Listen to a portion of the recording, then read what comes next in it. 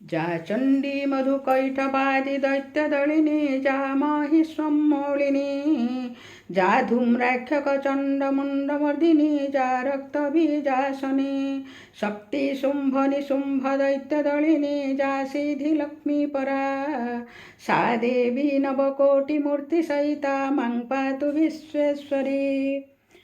पंचम आख्यान सप्तदश छांद शुंभ निशुंभଙ୍କ अत्याचार देवतामानଙ୍କର देवीଙ୍କୁ स्तुति। शुण हे पंडित दुर्गांक चरित सुधा सम प्रिय बाणी पुरा काले जात से दुष्ट दयित कश्यप और से पुणी शुंभ निशुंभ जे जात होइले संभव तांक दीर्घ रड़ी किय बा घड़घड़ी मंडल फुटई ध्रुव जे गर्भ पर्वतर लागे तांक शिर रणरंका सदा काल मर्त्य पाताल दली स्वर्ग आल देवे कले हीन बल कले निकाश जे देवे छाड़ी निज बास होइहिनी मान दुखरे मगन आश्रयहीने प्रवास जे इंद्रचंद्र धरी सर्वे पदचारी गिरिराज शृंग पर संकट नाशिनी से दुर्गा भवानी स्मरी कले नमस्कार साजा तार शंकरी गो असुरे हेले भगारी देले अति कष्ट फेड आंभ कष्ट छामुरे करु गुहारी गो सर्वदेव गण से परिहरण स्वर्गे करंती पहिज होइण मर मर्त्यरे विहार चिंतु तोर पदरज करी सुदया गो रक्षा कर महामाया कष्ट कौण प्रबल करी लोप स्वर्गे स्थापिबु अभया गो देइअछु बर कष्ट सुरंकर हेले करिबु संहार दुर्भार सुर हेले बलियार शीघ्रे हुआ अवतार पूर्व वचन गो उदय हेउ तो मन हुआ सुप्रसन्न खंड दुख मान देवे करुछु वंदन गो तुम्भे विश्व शक्ति प्रवृत्ति निवृत्ति तुम्भे ब्रह्मांड धारिणी सुज्योति स्वरूपा नित्या रूपा तुम्भे पालनकारिणी ब्रह्म स्वरूपा गो तुम्भे जपा ओ जपा तुम्भे अष्ट सिद्धि सर्वदेहे बुद्धि अमरंकु कर कृपा गो तुम्भे राजलक्ष्मी पापी रे अलक्ष्मी कल्याण स्वरूपी उमा रूप मनोहरा नम्रा ओ धीरा दया माया क्षुधा क्षमा निद्रा चेतना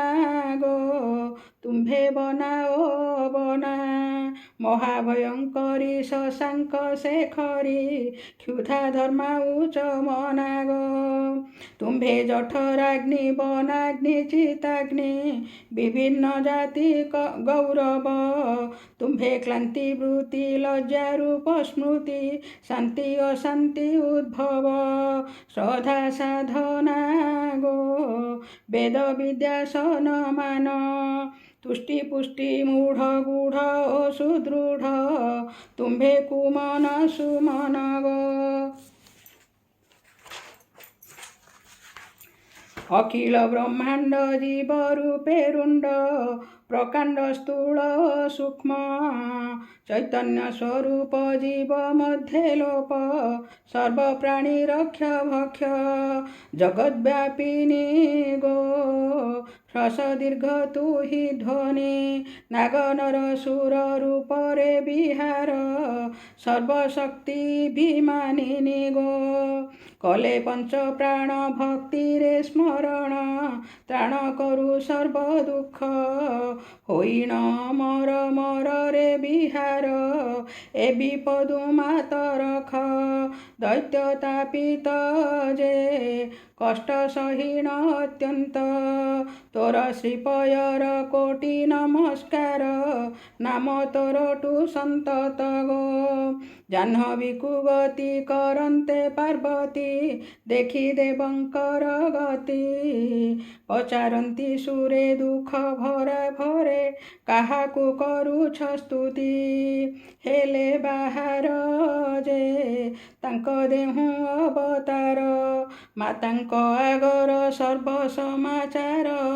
ଭାସନ୍ତି ସେ ଧୀର ଧୀର ଯେ, ଅସୁର ଉଦ୍ଭବ ଶୁମ୍ଭ ନିଶୁମ୍ଭ, ଦେବେ କଲେ ପରାଭବ। ତାଙ୍କ ଅଧିକାର କଲେ ଅପହାର, ଦେବେ ନ ପାଇଣ ଠାବ। ସ୍ତୁତି କରନ୍ତି ଯେ ନ ପାଇଣ ଅନ୍ୟ ଗତି, କରି ପାଦ ଗତି ମର୍ତ୍ତ୍ୟରେ ବୁଲନ୍ତି।